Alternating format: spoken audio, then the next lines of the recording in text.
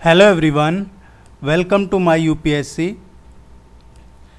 पिछले 10-15 डेज से टेस्ट नहीं करवा पा रहे थे, कोई कुछ हेल्थ वगैरह का इशू था, लेकिन अब वापस से हम रेगुलर यहाँ पे टेस्ट करेंगे।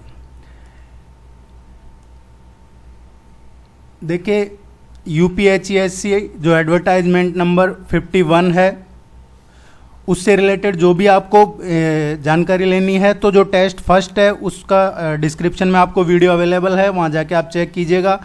टोटल 917 वैकेंसीज आने वाली हैं, उनका नोटिफिकेशन अब कभी भी आ सकता है। दूसरा, आप इसको चैनल को सब्सक्राइब कर लीजिए ताकि आपको रेगुलर नोटिफिकेशन मिलता रहेगा। अगर आप चैनल को ज्वाइन करते हैं तो उससे हमें सपोर्ट भी मिलेगा और रेस्पॉन्सिबिलिटी भी, जिम्मेदारी भी बढ़ जाएगी। तो आप चैनल को ज्वाइन भी कर लीजिए। उसके लिए मिनिमल चार्जेज हैं कुछ मंथली, और रेगुलर आपको, चाहे आप किसी भी कॉम्पिटिटिव एग्जाम की प्रिपरेशन कर रहे हैं।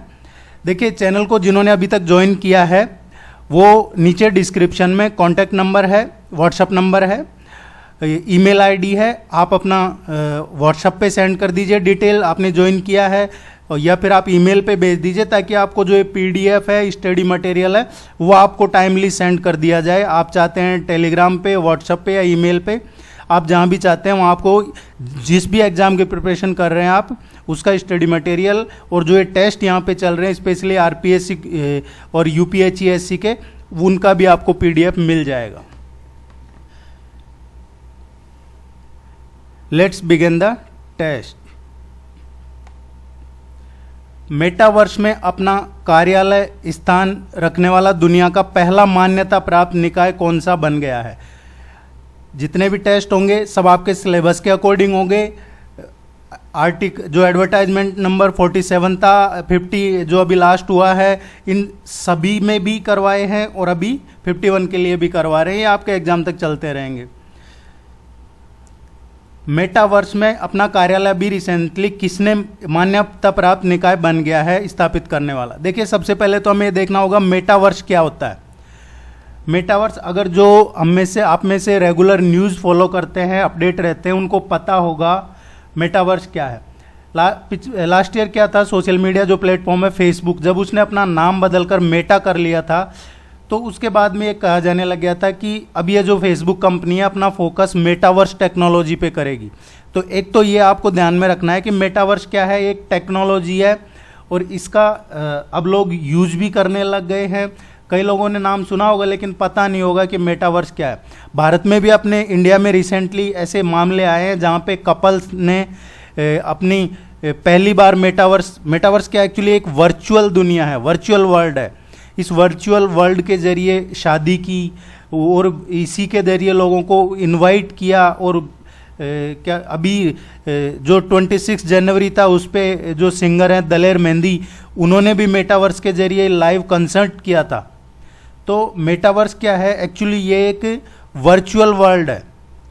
वर्चुअल है, सबसे पहले तो आपको ये ध्यान रखना है, ये वर्चुअल वर्ल्ड है जिसमें आपको ऐसा एहसास होगा कि आप फिजिकली उस जगह पे मौजूद है।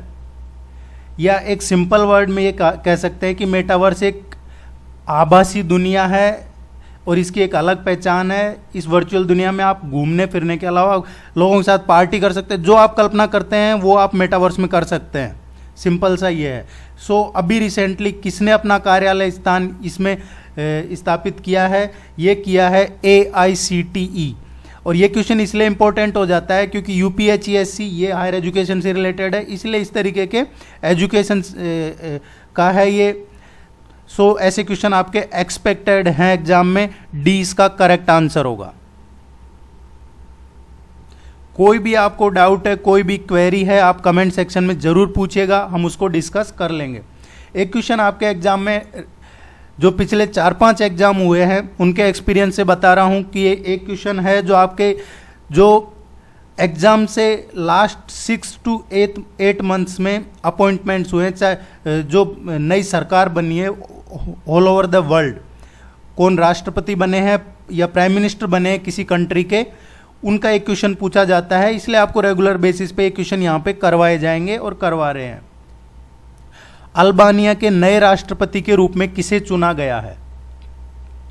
अभी रिसेंटली अल्बानिया के जो राष्ट्रपति बने हैं वो अल्बानिया के 8वें राष्ट्रपति बने हैं।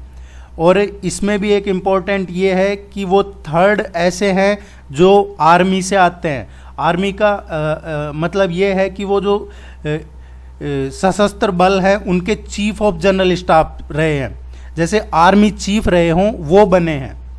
पाकिस्तान में तो ये नॉर्मल एक दो बार हो रखा है, कई बार हो रखा है, लेकिन यहाँ पे भी ये तीसरी बार हुआ है कि आर्मी चीफ वहाँ के राष्ट्रपति बने हैं। ये जो बने हैं ये है बजराम बेगज, और ये इनसे पहले राष्ट्रपति कौन थे? इलिर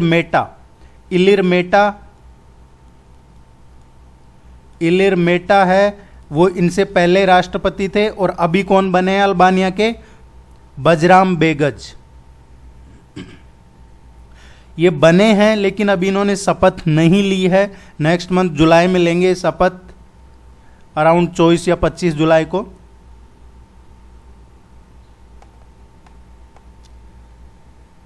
हाल ही में खबरों में आए मंथन 2022 का संबंध किससे है? देखिए कुछ लोग क्वेश्चन करते हैं कमेंट वगैरह में कि भाई आप इंग्लिश में भी करवाओगे क्या? तो हाँ, इंग्लिश में। देखिए यहाँ पे जो हिंदी में टेस्ट करवा रहे हैं उनका इंग्लिश में PDF अवेलेबल है, आपको नीचे डिस्क्रिप्शन में लिंक मिल जाएगा, आप जाके चेक कर लीजिएगा, डाउनलोड कर सकते हैं उनको। अदरवाइज यहाँ पे भी आपको इंग्लिश में टेस्ट जनरल स्टडीज़ के करवाए जाएंगे। लास्ट टाइम भी एडवर्टाइजमेंट 50 में भी अराउंड 30+ इंग्लिश में टेस्ट करवाए थे, हिंदी में तो 40+ करवाए थे अराउंड, तो इंग्लिश में भी करवाए जाएंगे। हाल ही में खबरों में आए मंथन 2022। मंथन 2022 क्या है? ये है PSB के लिए जो पब्लिक सेक्टर बैंकिंग है, पब्लिक सेक्टर बैंकिंग है, उसके लिए है ये मंथन 2022। आपने सुना होगा ज्ञान संगम फर्स्ट। ज्ञान संगम फर्स्ट शुरू हुआ था 2015 में। फिर ये शुरुआत था PSB में, जो पब्लिक सेक्टर बैंकिंग है उनमें सुधार के लिए 2015 में सरकार ने क्या लेके आए थे? ज्ञान संगम फर्स्ट। और उसी के सिलसिले में इन्होंने एक इंद्रधनुष स्कीम, इंद्रधनुष ढांचा, इंद्रधनुष स्ट्रक्चर लेके आए थे, वो भी PSB के लिए लेके आए थे। और उसी का ही अब ये आगे चल के लाए हैं मंथन 2022, ये भी पब्लिक सेक्टर बैंकिंग के लिए। तो 3 क्वेश्चन बनते हैं आपके, ज्ञान संगम फर्स्ट, इंद्रधनुष और मंथन 2022। ये तीनों बैंकिंग क्षेत्र में बैंकिंग रिफॉर्म से रिलेटेड है। एक और मैं आपको बता दूं कि जो इंद्रधनुष है, इसमें कंफ्यूज मत होइएगा, इंद्रधनुष स्कीम है एक, वो बच्चों के लिए और जो प्रेग्नेंट महिलाएं हैं उनके लिए भी है। तो आप जरा इसको पढ़ें तो अपने क्लियर रखें माइंड में कि इनमें क्या डिफरेंस है। फियरलेस गवर्नेंस शीर्षक से विमोचित नई पुस्तक के लेखक लेखिका कौन है? आपके एक क्वेश्चन जो ज़्यादा चर्चा में रहती है बुक, उससे पूछ लिया जाता है, चाहे वो पुराने टाइम का हो या इसी अभी ट्रेंड का हो, इसलिए आपको ये भी अपडेट रहना है बुक्स लिटरेचर वगैरह से। ये जो बुक है फियरलेस गवर्नेंस, ये बुक लिखी है डॉक्टर किरण बेदी ने। ये किरण बेदी ने लिखी है, ये IPS भी रही है और अभी रिसेंटली ये पुडुचेरी की उपराज्यपाल थी वहाँ की। तो इन्होंने लगभग जो 5 वर्ष की सेवा की एज ए पुडुचेरी की उपराज्यपाल, और जो इन्होंने एज ए IPS जो भारतीय पुलिस सेवा है उसमें लगभग 40 ईयर्स का इनका जो एक्सपीरियंस रहा है उसका इस बुक में लिखा है। आपको पता होगा इंदिरा गांधी, इन्होंने किरण बेदी ने एक बार शायद प्राइम मिनिस्टर इंदिरा गांधी थी, उनकी गाड़ी को भी टॉ करके ले गई थी पार्किंग से, तो काफ़ी चर्चा में रही है थ्रू आउट अपने करियर में। उसी के बारे में इन्होंने फियरलेस गवर्नेंस बुक लिखी है। ए इसका करेक्ट आंसर है।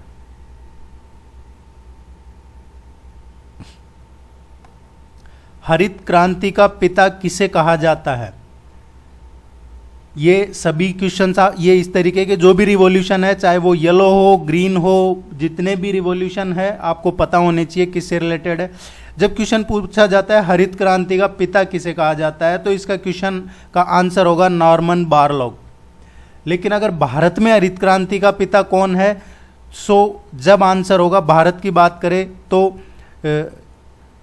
इंडिया में जो है डॉक्टर एम.एस. स्वामीनाथन को भारत में हरित क्रांति का पिता कहा जाता है, फादर ऑफ ग्रीन रिवॉल्यूशन। आप और जो व्हाइट रिवॉल्यूशन है, फादर ऑफ व्हाइट रिवॉल्यूशन कौन है? वर्गीस कुरियन।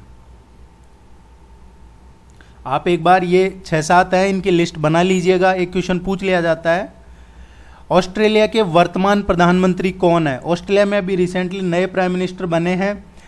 ये जो प्राइम मिनिस्टर बने हैं ये लेबर पार्टी के हैं, और इनसे पहले जो प्राइम मिनिस्टर थे स्कॉट मॉरिसन, वो थे लिबरल पार्टी से थे। अभी ये जो बने हैं ये बने हैं एंथनी अल्बानीज। अभी प्रेजेंटली ये ऑस्ट्रेलिया के प्रधानमंत्री है। ये ऑस्ट्रेलिया के 31वें 31st प्राइम मिनिस्टर होंगे। ये पहले भी ऑस्ट्रेलिया के 2013-14 में डिप्टी प्राइम मिनिस्टर रहे हैं, कैबिनेट मिनिस्टर वगैरह भी रहे हैं 2007 से 13 के बीच में। तो आपको ये ध्यान में रखना है, एंथनी अल्बानीज। निम्नलिखित घटनाओं को सही कालक्रम में व्यवस्थित करना है, क्रोनोलॉजिकली ऑर्डर में इनको व्यवस्थित करना है। देखिए अगस्त प्रस्ताव कब हुआ है? ये अगस्त प्रस्ताव ब्रिटिश सरकार लेके आई थी 1940 में। पूना पैक्ट हुआ है ये 1932 को महात्मा गांधी और डॉक्टर अंबेडकर के बीच में हुआ था, ये 24 सितंबर 1932 में। थर्ड राउंड टेबल कॉन्फ्रेंस, तीसरा गोलमेज सम्मेलन, ये कब हुआ था? ये हुआ था 1932 में। अब इसमें कंफ्यूजन है, ये तो क्लियर हो गया 1932 के हैं ये दोनों, लेकिन जो थर्ड राउंड टेबल कॉन्फ्रेंस हुआ था ये हुआ था नवंबर में, 17 नवंबर को। और जो पूना पैक्ट हुआ था ये हुआ था 24 सितंबर को। अब हम इजीली फाइंड आउट कर सकते हैं कि इनका क्रोनोलॉजिकल ऑर्डर क्या रहेगा। सबसे पहले जो हुआ है Poona pact, then third round table and then अगस्त प्रस्ताव। बी इसका करेक्ट आंसर होगा। एक क्वेश्चन डेफिनेटली आता है क्रोनोलॉजिकली, चाहे वो मूवमेंट्स का आए या इस तरीके का आए। गुरुमुखी लिपि किस सिख गुरु के द्वारा शुरू की गई थी? जो गुरुमुखी लिपि है ये गुरु नानक की रचनाएं हैं, इनका भी संकलन किया है, और इन्होंने गुरुमुख लिपि भी शुरू की थी। ये थे गुरु अंगद।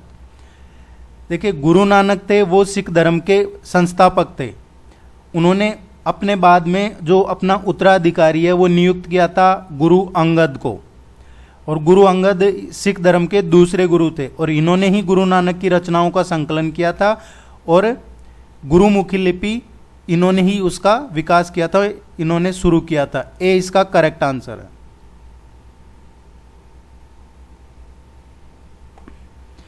भारत के राष्ट्रपति का चुनाव लड़ने के लिए न्यूनतम और अधिकतम आयु क्या होनी चाहिए? देखिए जब हम ये क्वेश्चन कर रहे हैं तो हमें 2-3 चीजें ध्यान में होनी चाहिए।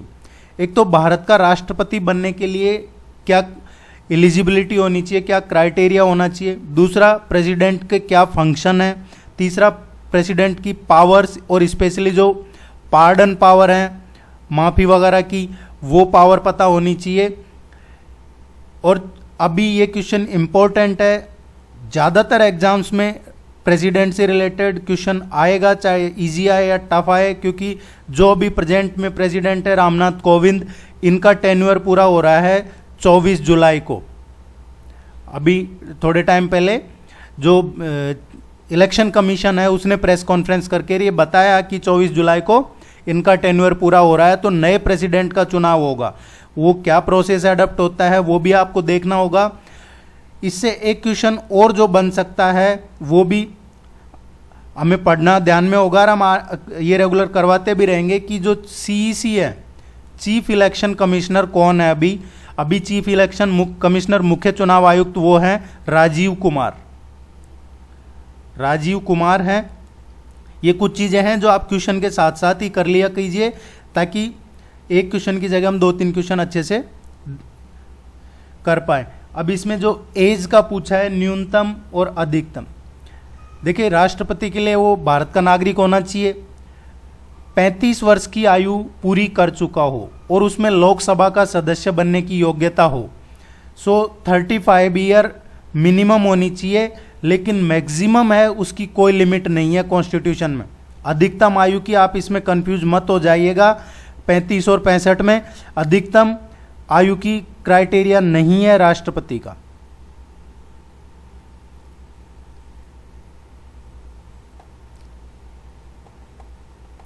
शून्यकाल शब्द का आविष्कार निम्नलिखित में से किसने किया? ये जीरो की बात नहीं कर रहा, ये देखना होगा आपको, शून्यकाल है, जीरो नहीं है। शून्यकाल क्या है? Zero hours, zero hours, zero hour. ये आपने देखा होगा पार्लियामेंट में जीरो आवर होता है एक। इसका जो आविष्कार है ये 1960 में किया था, और ये किसने किया था? जो प्रेस वाले हैं, मीडिया प्रेस, इन्होंने किया था। पार्लियामेंट्री जो फॉलोइंग्स है, प्रोसीडिंग्स है, उनमें इसका कहीं भी उल्लेख नहीं है शून्यकाल का, जीरो आवर का। संसद के जो दोनों सदन हैं उनमें जो क्वेश्चन आवर है, प्रश्नकाल है, उसके ठीक बाद में ये जीरो आवर या शून्यकाल इस नाम से जाना जाता है। और ये इसलिए भी क्योंकि दोपहर के 12 बजे से शुरू होता है, 12 बजे से शुरू होता है, 12 बजे बाद से, इसलिए इसको जीरो आवर कहते हैं। और ये किसने शुरू किया है? मीडिया या प्रेस कहें, प्रेस ने। प्रधानमंत्री का 15 सूत्रीय कार्यक्रम निम्नलिखित में से किसके लिए है? ये क्वेश्चन इसीलिए है क्योंकि अभी जब ये कुछ कंट्रोवर्सीज हुई है रिसेंटली पास्ट 5 to 6 मंथ्स में, तो अब भी ये डिमांड की जा रही है कि प्राइम मिनिस्टर ये बंद करे 15 सूत्री कार्यक्रम। एक्चुअली ये 15 सूत्री कार्यक्रम है, देखना होगा क्या है।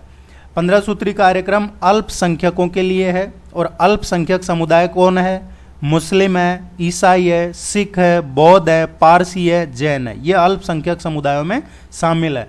अब इसमें 15 सूत्री कार्यक्रम क्या है? क्योंकि क्वेश्चन इनमें से पूछा जा सकता है। जो अल्पसंख्यक मामलों के मंत्रालय है, उन्होंने ये रणनीति अपनाई है कि एक सशक्तिकरण हो, रोजगार हो, इसके लिए किया। तो सबसे पहले तो इन्होंने शुरू की है स्कॉलरशिप स्कीम। ये जो अल्पसंख्यक समुदाय है, इसके लिए इस scholarship scheme pre matric, post matric और मेरिट आधारित छात्रवृत्ति।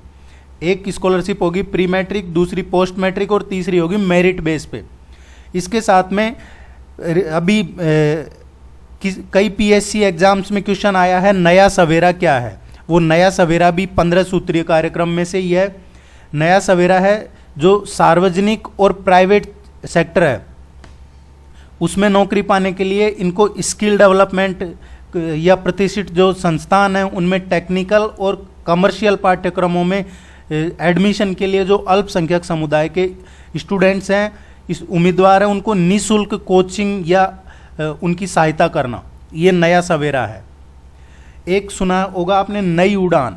नई उड़ान क्या है? जो अल्पसंख्यक समुदाय के उम्मीदवार हैं, कैंडिडेट हैं, उनको यूपीएससी और स्टेट पीएससी में जो बच्चे स्क्रीनिंग एग्जाम होता है, स्क्रीनिंग मतलब प्रीलिम्स एग्जाम क्लियर कर गए, उन अल्पसंख्यक समुदाय के उम्मीदवारों को सहायता प्रदान करने का काम भी इस 15 सूत्री कार्यक्रम में आता है।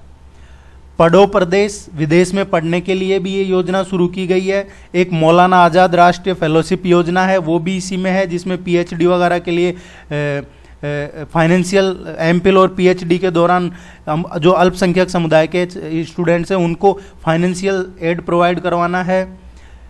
गरीब नवाज रोजगार कार्यक्रम है, उस्ताद योजना है। एक नई मंजिल है। नई मंजिल में क्या है? जो मदरसे हैं इनका मॉडर्नाइजेशन वगैरह जो आपने सुना होगा आसाम में या फिर यूपी वगैरह में, तो ये मदरसे का मॉडर्नाइजेशन के लिए एक सेतु ब्रिज कोर्स, ताकि जो मुख्य धारा में छात्रों के मध्य जो शैक्षणिक और कौशल अंतराल है इसको कम करने के लिए एक ब्रिज कोर्स भी इसी में ही है। मैंने ये डिटेल में इसलिए बताया ताकि आपको ये नई मंजिल, नया सवेरा और ये सब आपको पता रहे, क्योंकि क्वेश्चन इनसे भी पूछा जा सकता है। इसका करेक्ट आंसर होगा डी, अल्पसंख्यक।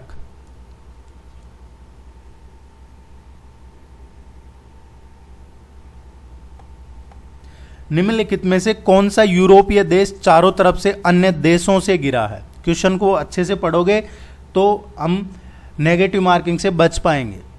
30 क्वेश्चन आते हैं, नेगेटिव मार्किंग भी होती है जनरल स्टडीज़ के पेपर में। ऐसा कौन सा यूरोपियन देश है जो चारों तरफ से अन्य देशों से घिरा हुआ नहीं है? देखिए,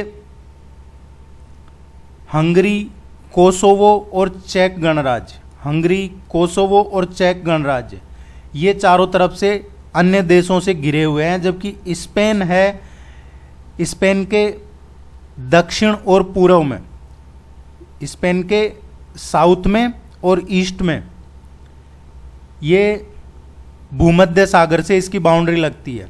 जो मेडिटेरेनियन सी है, भूमध्य सागर, उससे इसकी बाउंड्री है, इसलिए स्पेन डी इसका करेक्ट आंसर होगा।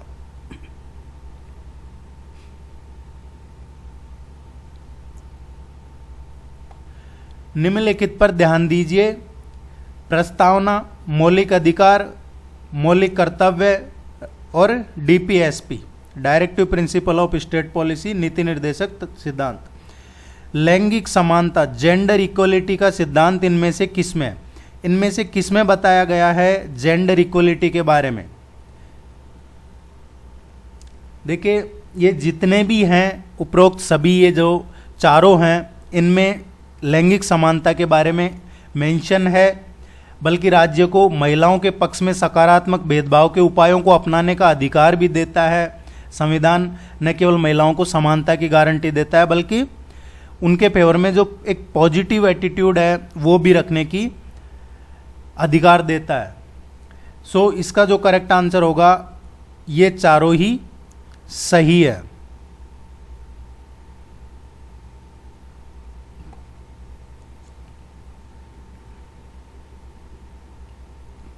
यहाँ जितने भी क्वेश्चन आपके सामने करवाए जा रहे हैं, हर क्वेश्चन के पीछे कोई न कोई सोर्स है, कोई न कोई वजह है, चर्चा में है, इसलिए करवाए जा रहे हैं। कोमागता मारू की यात्रा किस स्थान से शुरू हुई थी? देखिए, ये एक्चुअली कोमागता मारू, अब ये क्वेश्चन इसलिए आया है, जो हम पहले वीट वगैरह बाहर भेज रहे थे, तो वीट को अब क्या है कि ये जो जब से ये प्रॉफेट मोहम्मद का इशू हुआ है, कंट्रोवर्सी, उसके बाद से कुछ 2-3 कंट्रीज ने वापस उनको भेज दिया है। जो जहाज थे जो लेके गए थे गेहूं वगैरह, उसको भेजा है वापस की इसी इशू के चलते विरोध में। तो इस तरीके के क्वेश्चन फिर आपके एग्जाम में बन सकते हैं। ये एक जापानी समुद्री जहाज था, 1914 में ये दुर्घटनाग्रस्त हुआ था। इसमें 376 भारतीय सवार थे, लेकिन इससे पहले ये जहाज है, ये 300 से ज़्यादा हिंदुस्तानियों को लेके और कनाडा में जो ब्रिटिश कोलंबिया तट है वहाँ पे गया था। और इस जहाज को कौन लेके गए थे? किराए पे लिया था इस जहाज को जो गुरदीत सिंह थे, गदर पार्टी के। आपने सुना होगा गदर पार्टी, लाला हरदयाल, तो गुरमीत सिंह ने इसको किराए पे लिया था। अब एक्चुअली कनाडा में क्या कानून था कि जो कॉन्टिन्यूअस पैसेज एक्ट था कनाडा में उस टाइम पे, यानी आप बिना समुद्र में रुके अगर लगातार जहाज से कनाडा के तट पे पहुंचे हैं तो आपको कनाडा में घुसने की अनुमति दी जाएगी, अदरवाइज नहीं दी जाएगी। तो इस जहाज को ये कह के रोक दिया कि आप लगातार नहीं आए हैं। और उस टाइम पे ब्रिटिशर्स का रोल था, तो कुछ कंट्रोवर्सी थी, ये गदर पार्टी के फेवर में नहीं, गदर पार्टी है जो अंग्रेजों के फेवर में नहीं थी, इसलिए इसको ये भी कहा जाता है, इसलिए भी रोका गया था। और ये 6 महीने की यात्रा करके गया था, अभी तो टाइम कम लगता है। बाद में इसको वापस भेज दिया, इसमें कुछ लोग मर भी गए थे जब ये कोलकाता एयरपोर्ट पे, बंदरगाह पे कोलकाता में पहुंचा था जब, तो ये वापस भेज दिया था। इसलिए क्वेश्चन बनाया है। अभी भी ये 2-3 जो भेजे हैं, तो ऐसा क्वेश्चन कहीं एग्जाम में पूछा जा सकता है, ये चर्चा में भी रहता है। सो अब ये क्वेश्चन क्या है कि यहाँ यात्रा कहाँ से शुरू की थी? ये तो हमने पढ़ लिया कि ये ब्रिटिश कोलंबिया तट पे पहुंचे थे कनाडा में, लेकिन ये हांगकांग से इसकी यात्रा शुरू की थी।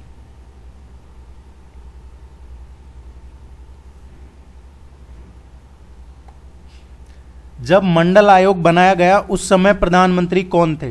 देखिए, मंडल आयोग किसके लिए फेमस है? जो ओबीसी में रिजर्वेशन है, अदर बैकवर्ड कास्ट में रिजर्वेशन दिया है, वो मंडल आयोग की सिफारिश पे दिया था। मंडल आयोग क्या था? बीपी मंडल इसके चेयरमैन थे। उन्हीं के नेतृत्व में जो अदर दूसरी पिछड़ी जाति है, अदर बैकवर्ड कास्ट थी, उनके लिए बनाया था। ये बनाया था 1979 में। इसने अपनी रिपोर्ट पेश की थी 1980 में। इसमें पेश बताया था 3743 जो कास्ट हैं उनको पिछड़ी जाति में बताया था। और बाद में 1990 में 27% रिजर्वेशन दिया गया था ओबीसी को। जब ये मंडल आयोग बनाया था उस समय प्रधानमंत्री थे मोरारजी देसाई। लेकिन 1990 में जब ये 27% आरक्षण दिया था, उस टाइम पे प्राइम मिनिस्टर थे वीपी सिंह की सरकार थी। ये दोनों चीज़ों में कंफ्यूज नहीं होना है, इसलिए मैंने ये आपको क्लियर बताया है। ए इसका करेक्ट आंसर होगा। भारत में कृषि राजस्व पर कर कौन लगाता है? एग्रीकल्चर रेवेन्यू पे टैक्स कौन लगाता है?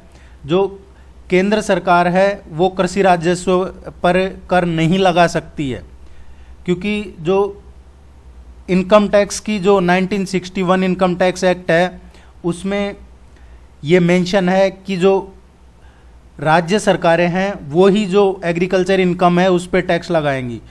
तो आपको ध्यान में रखना है, एग्रीकल्चर इनकम पे टैक्स कौन लगा सकता है? State government.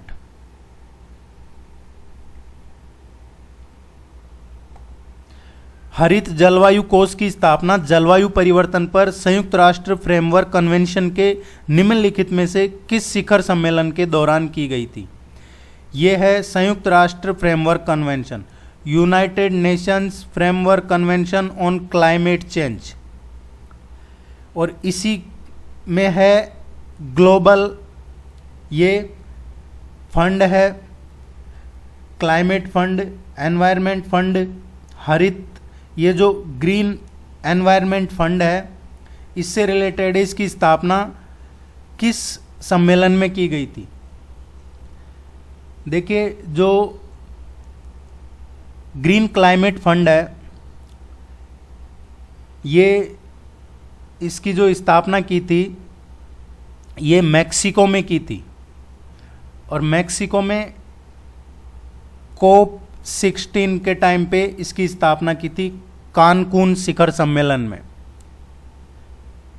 कानकून शिखर सम्मेलन में इसकी स्थापना की थी। देखिए, ये आपको ध्यान में रखना है, एक क्वेश्चन आपके कोप से पूछा जा सकता है।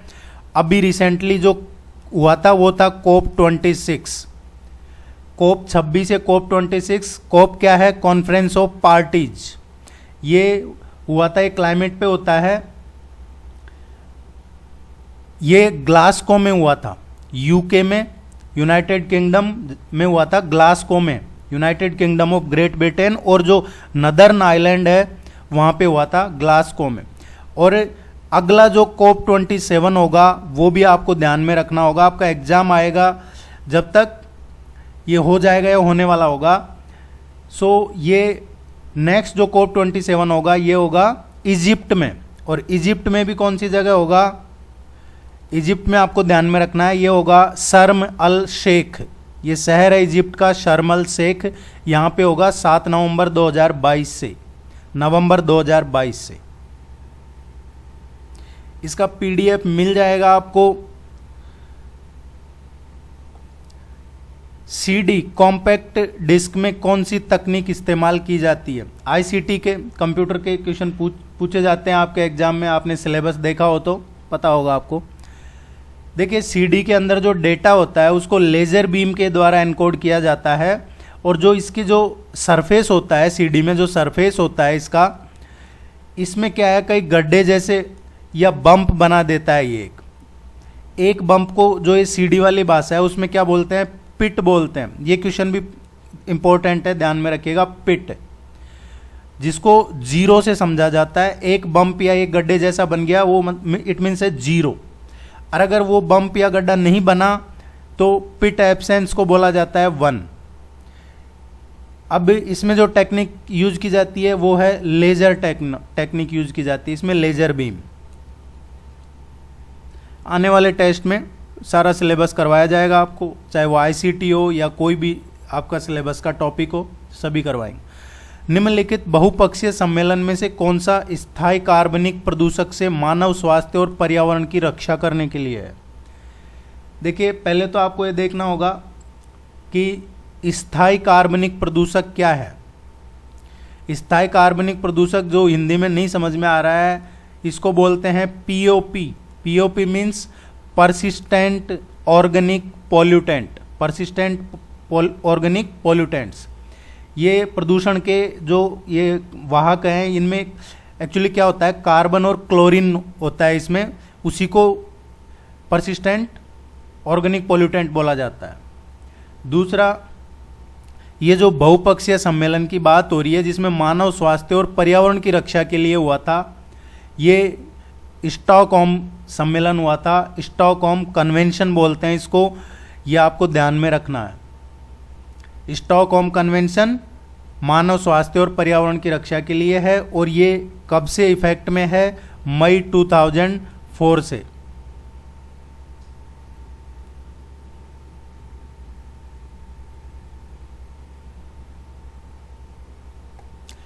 राष्ट्रीय स्मारक प्राधिकरण के अभी वर्तमान में अध्यक्ष कौन है?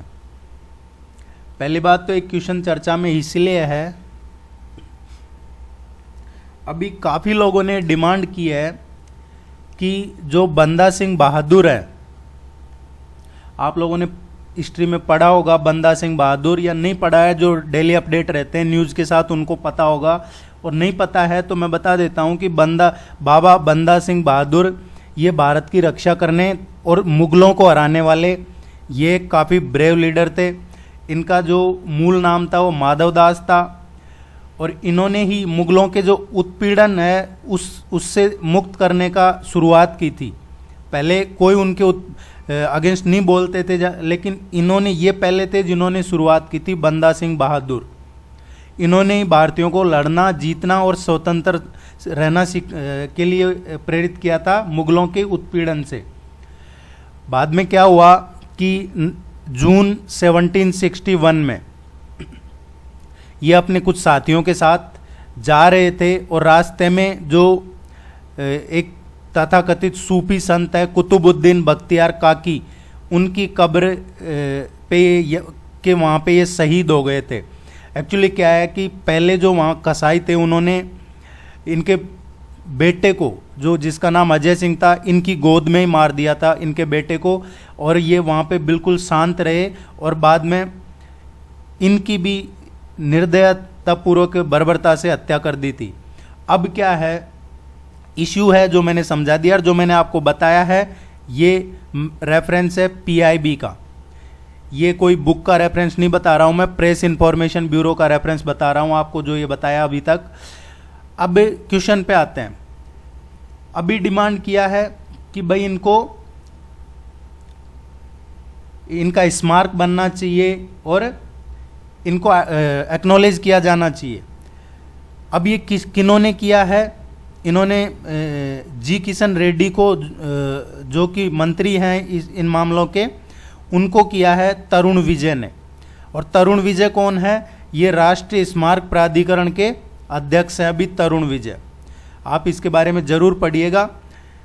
नेशनल ये मॉन्यूमेंट्स जो हैं उनके अध्यक्ष हैं तरुण विजय।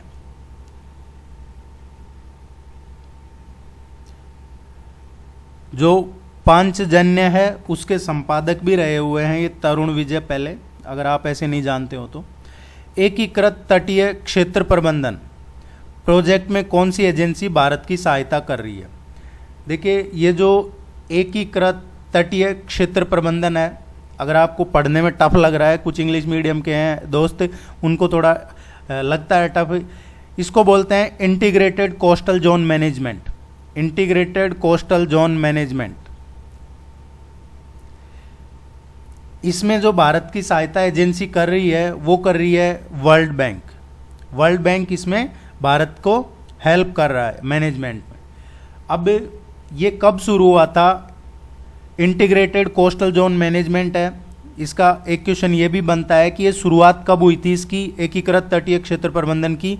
इसकी शुरुआत हुई थी 1992 में, और 1992 में क्या हुआ था, अर्थ समिट।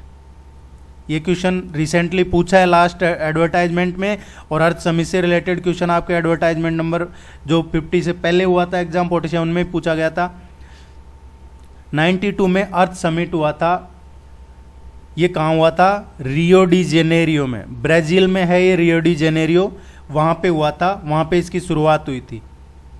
शायद अब आपके ये क्लियर हो गया होगा। पूर्वी भारत में दामोदर घाटी, सोन नदी घाटी एवं राजमहल पहाड़ियां किस चीज के भंडार के लिए प्रसिद्ध है। जो दामोदर वैली है, सोन रिवर वैली है, या राजमहल की जो पहाड़ियां हैं, ये फेमस हैं गोंडवाना रॉक सिस्टम के लिए। गोंडवाना रॉक सिस्टम, सी इसका करेक्ट आंसर आएगा। और ये जो सिस्टम है गोंडवाना रॉक सिस्टम, ये कहाँ पे है, डेक्कन प्लेट्यू, डेक्कन प्लेट्यू में है ये लगभग 250 मिलियन ईयर्स ओल्ड है। इसके बारे में और आप जरूर पढ़िएगा थोड़ा। निम्नलिखित में से कौन नवगठित ड्राफ्टिंग न्यू एजुकेशन पॉलिसी 2020 के अध्यक्ष थे। इनमें से कौन, जो न्यू एजुकेशन पॉलिसी है 2020, उसकी जो ड्राफ्टिंग कमेटी थी उसके अध्यक्ष रहे हैं न्यू एजुकेशन पॉलिसी 2020 के। देखिए, ये जो न्यू एजुकेशन पॉलिसी 2020 है, इसके लिए कमेटी बनाई थी 2017 में, 2017 में बना दी थी इसके लिए कमेटी। और इस कमेटी ने 2019 में 2019 में ये अपना जो भी कंप्लीट इनका जो मसौदा था वो तैयार करके और प्रेजेंट कर दिया था गवर्नमेंट को, और ये लागू हुई है 2020 में।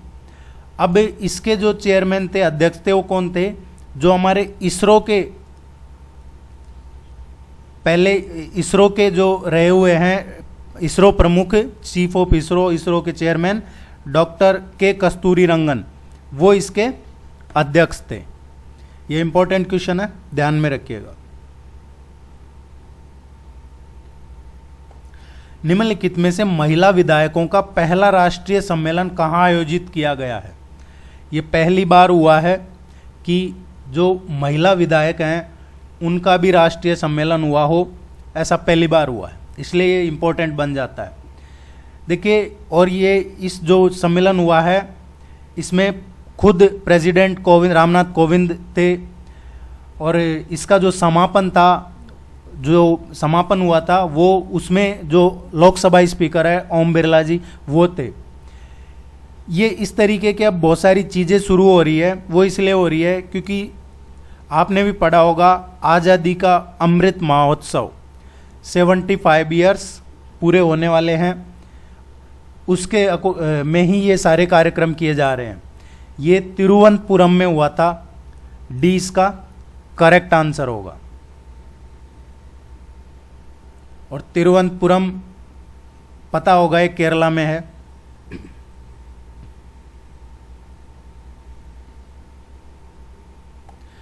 जुलाई 1905 को बंगाल के बंटवारे की खबर सबसे पहले किस समाचार पत्र ने छापी थी। देखिए, पहले तो ये ध्यान रखना होगा कि जुलाई 1905 में जो ये बंटवारा हुआ था 1905 में, इसकी खबर पहली बार छपी थी 6 जुलाई 1905 को। उस टाइम पे अंग्रेज ज़्यादा छापने नहीं देते थे। ये खबर छापी थी संजीवनी समाचार पत्र ने, और संजीवनी समाचार पत्र, इसकी स्थापना किसने की थी, के मित्रा ने। बी इसका करेक्ट आंसर होगा।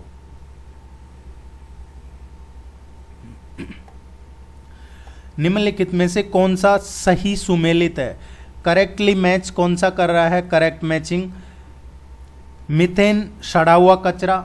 देखिए, ऑक्सीजन के अभाव में क्या होता है, जो वनस्पति है उसमें क्या होता है, जो दहन है या सड़ने के वजह से उनमें कुछ नेचुरल रूप से मीथेन का उत्पादन होता है। सो ये सही है, सड़ा हुआ कचरा, इससे मीथेन बनता है। नाइट्रस ऑक्साइड जीवाश्म ईंधन का दहन। नाइट्रस ऑक्साइड क्या है, ये नेचुरली पाई जाती है वायुमंडल में, और हाल ही के जो रिसेंट ईयर्स हैं उनमें क्या हुआ है कि जो केमिकल है, रासायनिक उर्वरक हैं, उनका यूज़ हुआ है, उसकी वजह से जो फ्यूल बर्न हुआ है इसकी जो है बढ़ गई है मात्रा, उसकी वजह से नाइट्रस ऑक्साइड ये जलने से होता है, जीवाश्म दहन से हम जानते हैं किस चीज़ को जलाने से होता है। CFC एरोसोल स्प्रे, देखिए CFC क्या है, CFC है क्लोरोफ्लोरोकार्बन। आप लोगों के घरों में जो AC लगा हुआ है, एयर कंडीशनिंग, अभी तो खैर हटा दिया है, जो 1985 से पहले के बने हुए AC है उनमें CFC होता था, क्लोरोफ्लोरोकार्बन। अब तो चेंज कर दिया है, क्लोरोफ्लोरोकार्बन नहीं आता है, बाकी पहले आता था AC में। ACO, एरोसोलो, स्प्रे कैनो, इनमें यूज किया जाता था। सो ये तीनों ही स्टेटमेंट सही है, सही मैच कर रहे हैं। डी इसका करेक्ट आंसर हो। आप सब्सक्राइब जरूर कर लीजिएगा चैनल को और सपोर्ट कीजिए, ज्वाइन कर लीजिए, ताकि रेस्पॉन्सिबिलिटी भी रहेगी हमारी भी कि ताकि आपको और बेस्ट से बेस्ट यहाँ पे प्रोवाइड करवाते रहें। सर्वप्रथम विश्वविद्यालय शिक्षा आयोग के अध्यक्ष कौन थे? सबसे पहले विश्वविद्यालय शिक्षा आयोग के अध्यक्ष कौन थे? देखिए, जो सबसे पहले विश्वविद्यालय शिक्षा आयोग, दो चीज़ों में आपको अंतर देखना होगा। ये है विश्वविद्यालय शिक्षा आयोग और एक है UGC, यूनिवर्सिटी ग्रांट कमीशन। ये विश्वविद्यालय अनुदान आयोग है। ये शिक्षा आयोग है, ये अनुदान आयोग है। जो UGC है उसकी स्थापना नवंबर 1956 को हुई थी और जो ये विश्वविद्यालय शिक्षा आयोग है इसकी स्थापना हुई थी 4 नवंबर 1948 को। इसके जो अध्यक्ष थे वो थे डॉक्टर S राधाकृष्णन। इसको राधाकृष्ण आयोग भी बोला जाता है या विश्वविद्यालय शिक्षा आयोग भी बोलते हैं इसको।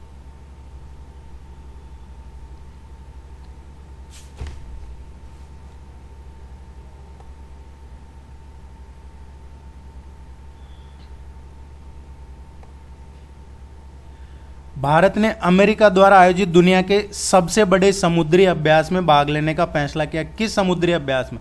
देखिए, जो एक्सरसाइज, नेवल एक्सरसाइज या वॉर एक्सरसाइज होती है, उन पे एक क्वेश्चन आता है एग्जाम में, इनको सीरियस लीजिएगा आप। अभी रिसेंटली ये अमेरिका ने किया है, अमेरिका में होगा ये जो एक्सरसाइज है।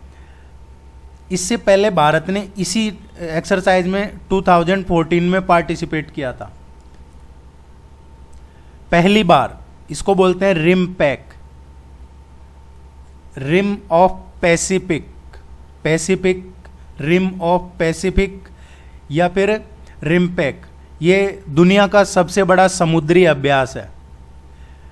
अभी ये नेवल वॉर गेम है, ये होगा, इसका 28वां एडिशन होगा, अभी 28th एडिशन होगा। और ये कब से होगा? ये जून, अभी 29 जून 2022 से होगा और इसमें टोटल 26 कंट्री पार्टिसिपेट कर रहे हैं। भारत भी इसमें पार्टिसिपेट कर रहा है।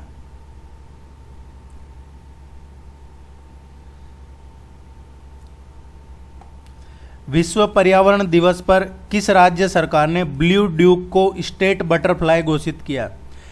क्वेश्चन दूसरे तरीके से भी पूछा जा सकता है, तो आपको ये ब्लू ड्यूक भी ध्यान में रखना है। ब्लू ड्यूक स्टेट बटरफ्लाई किस राज्य ने अभी घोषित किया है, और वो भी विश्व पर्यावरण दिवस के मौके पे। तो विश्व पर्यावरण दिवस को देख लेते हैं। विश्व पर्यावरण दिवस है, ये कब आता है? 5 जून को, 5 जून को विश्व पर्यावरण दिवस मनाया जाता है। सिक्किम के मुख्यमंत्री कौन है अभी? सिक्किम के मुख्यमंत्री है प्रेम सिंह तमांग। प्रेम सिंह तमांग जी ने ये 5 जून को स्टेट बटरफ्लाई घोषित किया है। और इसका जो साइंटिफिक नेम है ब्लू ड्यूक का, वो क्या है? बासरोना दुर्गा, बासरोना दुर्गा।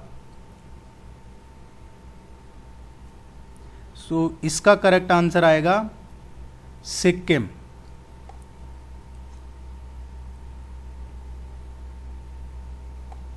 हाल ही में रामगढ़ विषधारी अभ्यारण्य को भारत के 52वें बाघ अभ्यारण्य के रूप में अधिसूचित किया गया है। यह भारत के किस राज्य में स्थित है? देखिए अभी ये रिसेंटली लेटेस्ट ऐड हुआ है।